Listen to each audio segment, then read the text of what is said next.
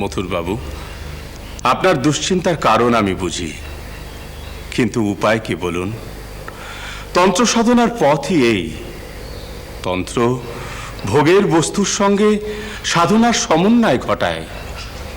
তাতে ভোগ শক্তির নিবৃত্তি ঘটে, দিব্যভাবের প্রকাশ ঘটে, মোক্ষ লাভ হয়। তন্ত্র বলে যে ব্যক্তি বিষয়ভোগে প্রবৃত্ত তিনি কখনো মোক্ষলাভ প্রাপ্ত হন না, আর যিনি মোক্ষলাভাকাঙ্ক্ষী তিনি সর্বদা বিষয়ভোগে নিবৃত্ত থাকেন।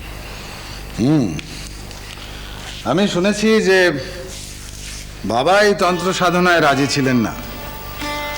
তিনি তো যোগ সিদ্ধির দ্বারাই এই পঞ্চমকারের থেকে সিদ্ধ হতে পারতেন, কিন্তু ভৈরবী ব্রাহ্মণী তাকে এই পথে নিয়ে গেছে। স্বাভাবিক, খুবই স্বাভাবিক। প্রবলা সাধিকা তিনি, সাধন পথে কোনো ফাঁকই তিনি রাখবেন না, যাতে ভবিষ্যতে কেউ বলতে না পারে যে ঠাকুর কেবলমাত্র তাত্ত্বিক ব্যাখ্যাতেই সীমায়িত ছিলেন। বাস্তবের প্রয়োগ তিনি অধিকার করেননি। আপনি কি মনে করেন ভৈরবী ব্রাহ্মণী ঠিক? তাকে ভুল বলবো এমন সাহস কই আমার?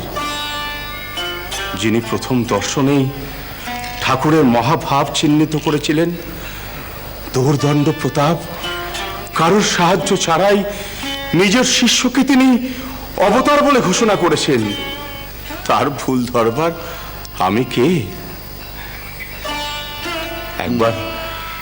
একবার ভেবে দেখুন তো মথুর বাবু, একবার ভেবে দেখুন তো, কেবলমাত্র অবতারত্ব প্রমাণের জন্য আপনি যে দুখানা পণ্ডিত আসর এখানে বসিয়েছিলেন, তার মধ্যে কোনো একটা জায়গায় যদি ঠাকুরের অবতারত্ব সম্বন্ধে সামান্য সন্দেহ বা সামান্য সংশয় অনুভব হতো, তাহলে এই মন্দিরের আপনার স্বর্গাগত রানীমা, এমনকি আপনার সম্মান কোথায় যেত? হ্যাঁ, কিন্তু এই মুহূর্তে আমি ভীষণ বিভ্রান্ত পণ্ডিত মশাই।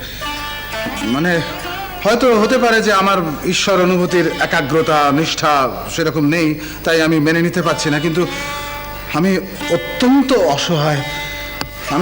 আমি বুঝতে পারছি না যে এই মুহূর্তে আমার ঠিক কি করা উচিত।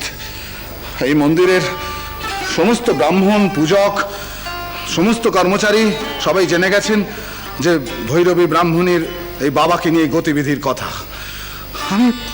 আমি এই মুহূর্তে প্রথম আমি অনুভব করছি যে আমি এত অসহায়, আমি কি করব বুঝে উঠতে পারছি না। কাল ভোরের আলো ফোটার সঙ্গে সঙ্গে সারা শহরে, এই দক্ষিণেশ্বরে, বরানগরে, সিথি অঞ্চলে রাষ্ট্র হয়ে যাবে যে মন্দিরে সুন্দরী পূর্ণবয়স্কা নারী নিয়ে সে তন্ত্র সাধনার আচার চলছে। এতে মন্দিরের পুত স্বভাব কি করে রক্ষা পাবে আমি জানি না। এত চিন্তা করছেন কেন?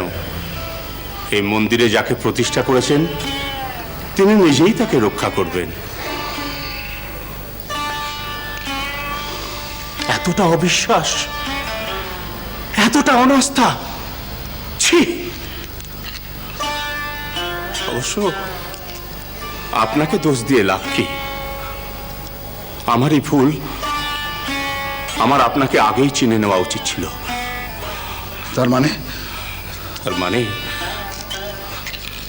আমি শুনেছি, আমি জেনেছি আপনি অনেক দিন থেকেই ঠাকুরকে সন্দেহের চোখে দেখেন। তা না হলে টাকা পয়সা, বিষয় বিন্যাস, এমনকি সুন্দরী নারী নিয়ে ওনাকে পরীক্ষা করতেন না। করেননি? বলুন, আপনি করেননি? এই মন্দিরেই তো করেছেন। আর তখন মন্দিরের পুতভাব নষ্ট হয়নি? হ্যাঁ, করেছি। আমি অস্বীকার করছি না যে এগুলো আমি করেছি। এগুলো আমার অপরাধ। অপরাধ? শুধু অপরাধ নয়, এই আপনার সীমাবদ্ধতা, ঈশ্বর অভিষ্টে আপনার অপূর্ণ মনন। হ্যাঁ, আমি অপরাধ করেছি।